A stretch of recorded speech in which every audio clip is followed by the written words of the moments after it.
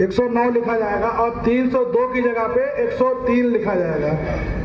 हम आप लोग को इसलिए जो सम्मानित व्यक्ति यहाँ आए हैं इसलिए बताना चाह रहे हैं, या ग्राम प्रधान हैं, ब्लॉक प्रमुख हैं, या हमारे चेयरमैन साहब हैं और भी अन्य सम्मानित लोग हैं। पब्लिक अधिकतर अपने उन्हीं के पास जाती है और इनसे कहती है कि सर प्रधान जी चलिए हमारा थोड़ा चलना है, मारपीट कर रहे हैं कि जो आपके लोग हों उनको भी इस संबंध में जानकारी दें कि जो पहले हमारा इंडियन पैनल कोड चलता था अब वे भारतीय न्याय संहिता हो गया है।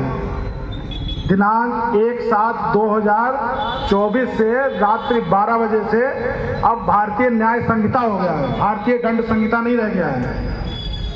ठीक है, हालांकि इससे आप लोग को कोई विशेष नहीं मतलब है, ये पुलिस का ही है।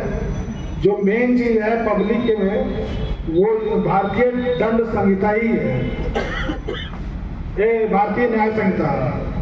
ठीक है, उसको पहले हम दंड प्रक्रिया संहिता कहते थे, जिसके थ्रू हम लोग को दंड देते थे, मतलब न्यायालय देता था, वो दंड संहिता थी। लेकिन अब उसको भारतीय नागरिक सुरक्षा संहिता कहेंगे, भारतीय नागरिक सुरक्षा संहिता कहा जाएगा उसको। ठीक है, इससे पहले एविडेंस एक्ट था, एविडेंस एक्ट को इंडियन एविडेंस एक्ट, जिसको अब चेंज करके भारतीय साक्ष्य अधिनियम, मतलब अब इसको हिंदी में ही कहा जाएगा भारतीय साक्ष्य अधिनियम कहा जाएगा। तो जैसे पहले कभी हम लोग आपस में मारपीट हो जाती थी तो जिसके संबंध में धारा 323, 504, 506 लिखा जाता था, जो अमूमन सरकारी भी होगी कि कौन सा मुकदमा लिखा गया कि धारा 323, 504, 506 लिख दिया गया। अब 323 की जगह पर धारा जो लगेगी आईपीसी की, भारतीय न्याय संहिता की धारा जो लगेगी वो 115 लगेगी।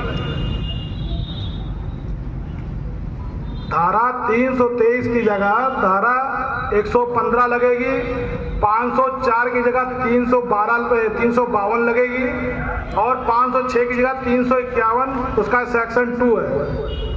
अगर दोबारा अपराध होता है तो उसके सेक्शन उसका 3 बाद में लगेगा। तो इस तरीके से जब कहीं जैसे कोई हीनियस क्राइम हो जाता था या इस टाइप की कोई घटना घटित होती थी, कहीं मर्डर हो गया या कहीं इस टाइप का किसी को घातक चोट लग गई, प्राण घातक चोट लग गई, तो हम लोग 307 लिखते थे। तो अब 307 नहीं